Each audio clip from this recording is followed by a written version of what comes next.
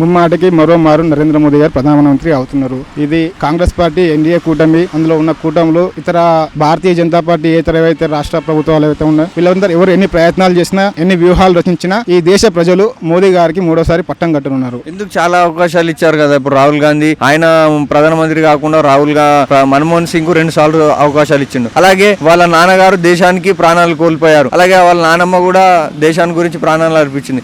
వాళ్ళకు కూడా ఒకసారి ఛాయిస్ ఇస్తే అయిపోతుంది కదా. ఇప్పుడు తెలంగాణలో అవకాశం ఇచ్చినట్టు వాళ్ళకు కూడా అవకాశం ఇస్తే బాగుంటుంది కదా. ఇది ఈ భారతదేశం అనేది హిందూ మెజారిటీ ఉన్నటువంటి దేశం, రైట్. ఇక్కడ దేశం మొత్తంలో చూసుకున్నప్పుడు హిందువులు అత్యధికంగా ఉన్నారు. భారతీయ జనతా పార్టీకి అడ్వాంటేజ్ ఏంటంటే జాతీయవాద భావజాలాన్ని ప్రేరేపిస్తూ ఉంది. జై చేస్తే బాగుండదు కదా, మరి దేశం బాగుపడదు కదా. వాళ్ళు ఏం చేస్తున్నారు? వాళ్ళు రాజకీయ కోసం ఏమైనా వాళ్ళు రాజకీయం కోసం చేస్తున్నారా, లేక నిజంగా దేశం పైన ఒక అభిమానం ప్రేమతో చేస్తున్నారా అనేది ఇక్కడ థర్డ్ ఆప్షన్ అది. బట్ ఏదైతే ప్రజల్లో మాత్రం జై హింద్, జై భారత్ మాత, జై శ్రీరామ్ అంటూ ఒక హిందూ భావాన్ని, ఒక దేశ భావజాలాన్ని పెంపొందించుకుంటూ పోతూ వాళ్ళు క్రమక్రమంగా ఏదైతే గత ప్రభుత్వం యొక్క కాంగ్రెస్ పార్టీ వైఫల్యాలు ఏవైతే ఉంటాయో వాటిని తిప్పి కొడుతూ వ్యూహాలకు ప్రతి వ్యూహాలు రచిస్తూ ఖచ్చితంగా వాళ్ళు అధికారంలోకి రాబోతున్నారు నరేంద్ర మోదీ గారు. అలాగే జాతీయ ఇప్పుడు మతం అని అంటున్నారు. ఫ్యూచర్ లో ఇబ్బంది అవ్వదా మనకు? దేని గురించి ఇబ్బంది అవుతుంది అనుకుంటున్నారు? మతం శ్రీరాము అది అని అంటున్నారు కదా. ఈ దేశంలో హిందువుల వల్ల ఇప్పటి వరకు ఏ ముస్లిం సోదరుడికి కానీ ఏ క్రైస్తవ సోదరుడికి కానీ ఎటువంటి ఇబ్బంది జరగలేదు. సో ఇవాటి ప్రాబ్లం ఏముంది? తప్పే లేదు కదా అందులో. హిందువుల వల్ల అన్య మతస్థులు భయపడాల్సిన అవసరం కానీ బాధపడాల్సిన అవసరం కానీ లేదు. వాళ్ళు ధైర్యంగా ఉండవలసినది నేను ఈ సందర్భంగా. మోడీ ఎందుకు గెలవబోతున్నాడు? ఆయన ఏమి పథకాలు మీకు నచ్చాయి? ప్రభుత్వము ఆయన పథకాలు చూసి ప్రజలు ఎందుకు ఓటేస్తారు? రైట్. ఇక్కడ పథకాల అంశం కాదు, ప్రపంచ స్థాయిలో ఇది భారతదేశానికి ఒక ఫ్రేమ్ తీసుకొచ్చింది నరేంద్ర మోదీ గారు. అది ఎవరు కాదన్నా అవునన్నా వాస్తవాన్ని దేశ ప్రజలు అంగీకరిస్తున్నారు. కాబట్టి అది మళ్ళీ దానికి ఆయనకు అధికారాన్ని కట్టబెట్టే ఛాయిస్ అయితే ఉంది. ప్రజలు ఏం కోరుకుంటా ఉన్నారంటే మా దేశం ప్రపంచ స్థాయిలో అగ్రగామిగా కనిపించాలనేటువంటి ఒక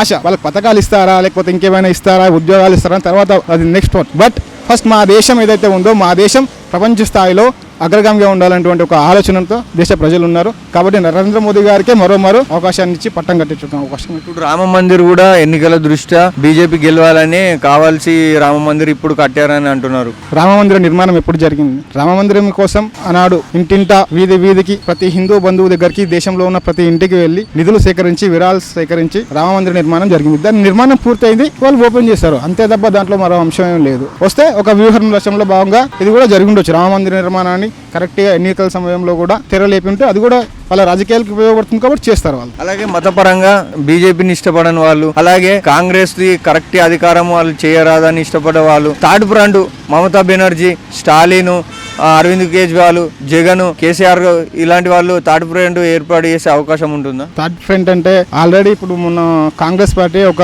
ఇండియా కూటమి అని ఒకటి ఏదో పెట్టుకుంది. అందులో ఉన్న వాళ్ళే నితీష్, చాలా మంది, ఒక మమతా బెనర్జీ అందులో నుంచి బయటకు వచ్చేస్తున్నారు. ఇప్పుడు ఆ పార్టీ ఆ కూటమి నిలబడుతుందని ప్రజలు అనుకోవట్లేదు. కాబట్టి ఇది ఆ పార్టీ నెగ్గేది లేదు, తగ్గేది తప్ప నెగ్గేది అయితే లేదు. మరి బీజేపీ ప్రభుత్వం వస్తే సౌత్ ఇండియాకి ఏం చేస్తలేదు కదండి, మొత్తం నార్త్ ఇండియాకే చేస్తుంది కదా. నార్త్ ఇండియాకే చేస్తుంది అంటే చూద్దాం మరి. ప్రస్తుతానికి అయితే మరి తెలంగాణకి టెక్స్టైల్ ఇస్తానని ఒకసారి నరేంద్ర మోదీ గారు ఇటీవల వచ్చి ఆయనే హామీ ఇచ్చి వెళ్ళారు. ప్రభుత్వం రాలేదు. చూద్దాం మరి తెలంగాణకు సౌత్ ఇండియా వాళ్ళకి ఏమైనా, సౌత్ ఇండియా నార్త్ ఇండియా వాళ్ళకి భారత్ అనే ఒక నిదానం ఉంటే సౌత్ ఇండియా కూడా ఇవ్వాల్సింది ఉంటుంది. చూద్దాం. తెలంగాణకు చూడండి, ఒక హైదరాబాద్ ఎయిర్పోర్ట్, శంషాబాద్ ఎయిర్పోర్ట్ తప్పించి మనకు ఎక్కడ వరంగల్లో కానీ, కరీంనగర్లో కానీ, నిజామాబాద్లో కానీ ఎక్కడ కూడా ఎయిర్పోర్ట్ లేదంటే ప్రస్తుతం ఉన్న ప్రభుత్వాలు కేంద్రాన్ని ఒత్తిడి తెచ్చి కేంద్రం నుంచి నిధులు తీసుకొచ్చి చేయాల్సి ఉంటుంది. అదే జాతీయ స్థాయిలో వాళ్ళంతా వాళ్ళు మీ దేశానికి ఇస్తాం. ప్రస్తుతం రాష్ట్ర ప్రభుత్వాలు వెళ్ళి కేంద్రం దగ్గర వాళ్ళు ఆ నిధులు అడిగి దానికి సంబంధించిన నిధులు అడిగి తీసుకొచ్చి చేయాల్సి ఉంటుంది తప్ప కేంద్రం తనకు తానుగా వచ్చి మీ రాష్ట్రం నేను అభివృద్ధి చేస్తానైతే.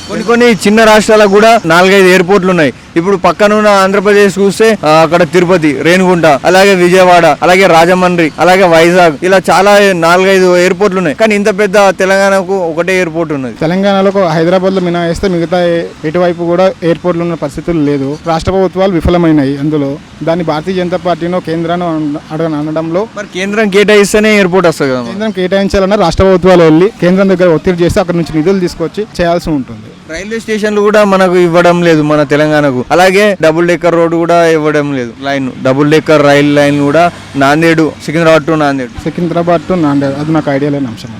దాని గురించి నేను ప్రస్తావించాను. రైల్వే స్టేషన్లు కూడా ఎక్కువ ఇవ్వడం లేదు.